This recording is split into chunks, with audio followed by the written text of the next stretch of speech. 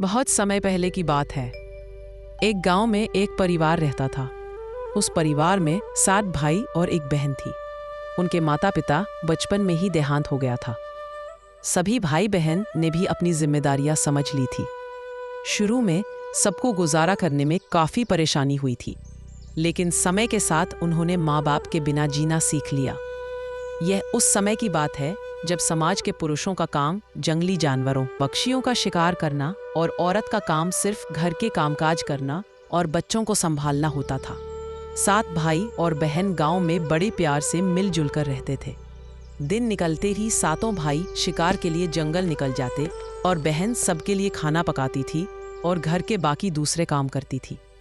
भाई जब जंगल से वापस आते तो साथ में जानवर, पक्षी आदि को मारकर लाते थे। बहन उनके मांस को पकाती और सब भोजन करते थे। ऐसे ही दिन गुजर रहा था। एक दिन 7 भाई जंगल में शिकार करने के लिए गए थे। शाम होने वाली थी।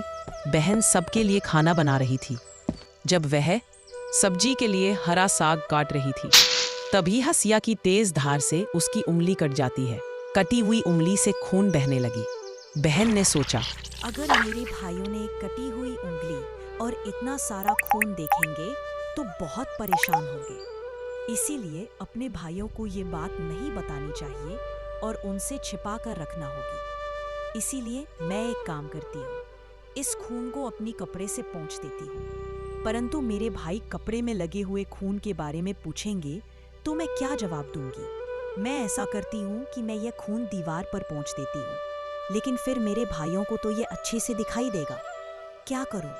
क्या करूं? बहन बेचैन होकर इधर उधर घूमने लगी, लेकिन उसे कोई ऐसी जगह नहीं मिली जहां वह अपना बहता हुआ खून पोंछ सके और उसकी भाइयों की नजरों से बच सके।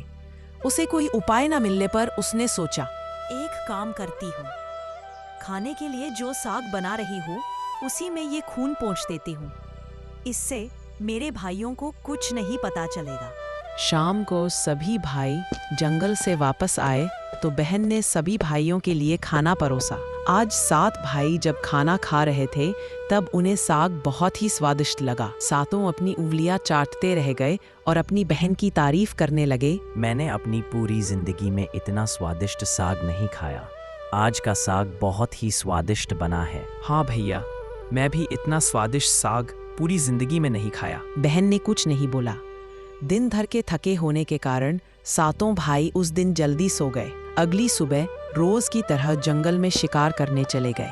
वे सभी आपस में बात कर रहे थे कि रात के भोजन में बहन ने जो साग बनाई थी वह बहुत ही स्वादिष्ट थी। हमने तो आज तक ऐसा स्वादिष्ट साग कभी नहीं खाया था। सबने तय किया कि आज घर चलकर इसके बारे में अपनी बहन से जरूर पूछेंगे कि साग में उसने ऐसा क्या मिलाया था जो साग इतनी स्वादिष्ट बनी थी। शाम को सातों भाई जब घर आए तो दोबारा अपनी बहन की बनाई हुई साग की तारीफ करने लगे।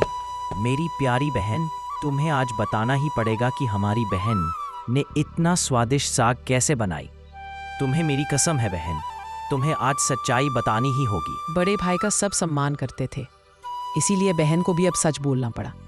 उसने धीरे धीरे सारी बात बताते हुए कहा, भैया, जब मैं साग काट रही थी तब मेरी उंगली कट गई और बहुत सारा खून बहने लगा। फिर मैंने आप लोगों से छुपाने के लिए साग में ही वो सारा खून पोंछ दी। मुझे लगा आप लोग ये बात सुनकर बहुत दुखी हो जाए। ये बात सुनकर बड़े भाई सोचने लगा, इसका खून से सना सब्जी इतना स्वादिष्ट लगता है तो इसका मांस कितना स्वादिष्ट होगा। रात को खाने के बाद सातों भाई सोने के लिए चले गए। सभी भाई कमरे में पहुंच गए। उसके बाद बड़ा भाई सभी भाइयों से कहने लगा, अरे भाइयों, हमारी बहन की खून की बूंदें जब इतनी स्वादिष्ट है तो सोचो उसके शरीर का मांस कितना स्वादिष्ट होगा। हाँ भैया, आप बिल्कुल सही कह रहे हो। भैया, मैं भी आपसे यही बात कहने वाला था। सभी भाई अपने बड़े भाई की बातों से सहमत होते हैं, लेकिन छोटे भाई इस बात का विरोध करते हुए कहते हैं, भैया, आप लोग यहाँ क्या बात कर रहे हैं? अपनी छोटी लाडली बहन को काट कर खाने की बात कर रहे हैं। आप लोगों को शर्म नहीं आती भैया? अरे छोटे, तुझे कितनी बार कहा है, जब 2 बड़े आपस में बात कर रहे होते हैं तो छोटे का बोलना नहीं चाहिए। इस तरह छोटे भाई जब विरोध करता है तो बड़े भाई उसे डांट डपट करके चुप करा देते हैं। अगले दिन सभी भाई जब शिकार के लिए जंगल जाते हैं, जब वे सभी जंगल पहुंच जाते हैं तो बड़े भाई सबसे छोटे भाई से कहते हैं, अरे भाई, मैं इधर हिरण के बच्चे को जाते हुए देखा, तुम जाकर उसका शिकार करके ले आओ। बड़े भाई की आदेश पाकर छोटे भाई हिरण का शिकार करने के लिए चला जाता है। छोटे भाई के जाते ही बड़े भाई सभी भाइयों से कहते हैं, सुनो भाइयों, हम अपनी बहन को उसकी शादी के बहाने यहाँ लाएंगे, फिर उसे तीर मारकर उसका स्वादिष्ट मांस पकाकर खाएंगे। हमें छुदबाए फिर से काम करने नहीं देगा, इसको और किसी काम में उलझाना पड़ेगा। इसको मैं छेद वाला मटका दे देता हूँ और पानी लाने के लिए कहता हूँ, फिर देखता हूँ छेद वाला मटका में कैसे पानी ला पाता है ये। तुम उस मटकी को ले जाओ और नदी से पानी लेकर आओ।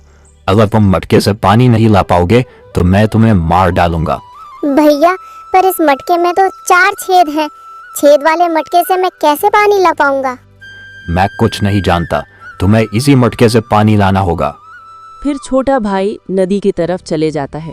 वो नदी पर जाकर तभी सभी भाई अपनी बहन को शादी के बहाने से जंगल में ले आते हैं और उसकी तीर मारकर हत्या कर देते हैं। इधर छोटा भाई रोने लगता है। कछुआ नदी से बाहर आता है। तुम रो क्यों रहे हो? मेरे बड़े भाई ने मुझे इस छेद वाले मटके से पानी लाने के लिए कहा है। मैं छेद वाले मटके से कैसे पानी ले जाऊं? मैं तुम्हारी मदद कर सकता हूँ। मैं तुम्हारे मटके में घुसकर छेद वाले जगह में चिपक जाता हूँ, जिससे पानी बाहर नहीं आएगा और तुम आराम से पानी ले जा सकते हो। कछुआ मटकी में घुसकर छेद वाले जगह पर चिपक जाता है। फिर छोटा भाई नदी से मटके में पानी भर लेता है। पानी भरते समय 2 मछली और एक केकड़ा पानी के साथ मटकी में घुस जाता है। छोटा भाई पानी लेकर आता है तो देखता है उसके बड़े भाई लोग बहन के मांस को बड़े शौक से पका रहे थे। वो सोचने लगा, ये लोग बहन का मांस पका रहे हैं, पकाने के बाद सभी लोग खाएगा और मुझे भी खाने के लिए बोलेगा, लेकिन मैं अपनी प्यारी बहन का मांस नहीं खा पाऊंगा, और अगर नहीं खाऊंगा तो अन्य भाई मुझे जान से मार डालेंगे। अब मैं क्या करूं? तभी उसे मटके में 2 मछली और केकड़ा दिखाई देता है।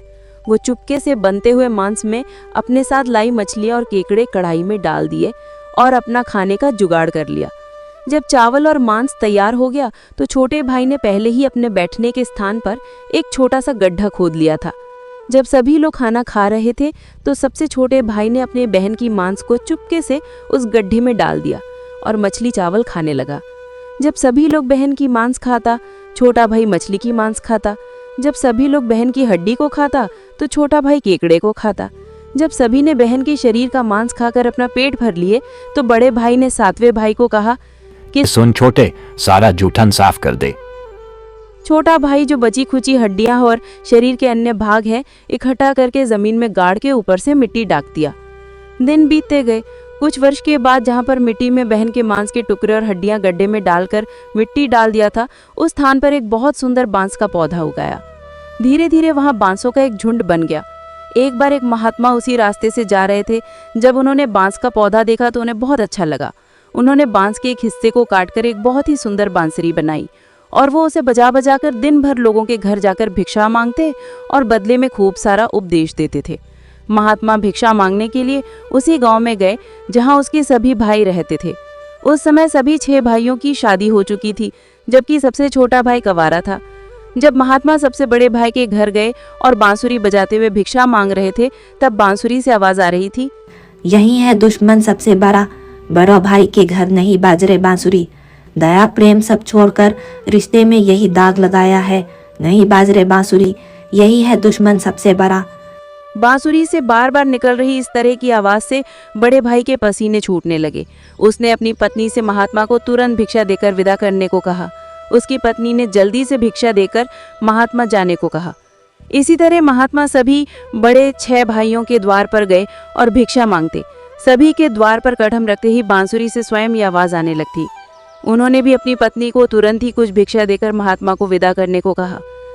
बाजो रे बांसुरी, मेरे सबसे छोटे भाई के घर मन की बात मन में छुपाकर युग युग से रखा है। बाजो रे बांसुरी, यही है मेरे सबसे प्यारे भाई का घर।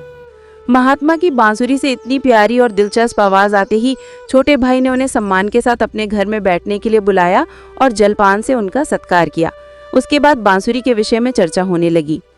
महात्मा जी, आपने ये बांसुरी कहाँ से ली है? बालक, जब मैं रास्ते में आ रहा था तो मुझे एक बांस का पौधा दिखा। वो मुझे बहुत ही प्यारा लगा, तब मैंने उसको काटकर ये मधुर बांसुरी बनाई है।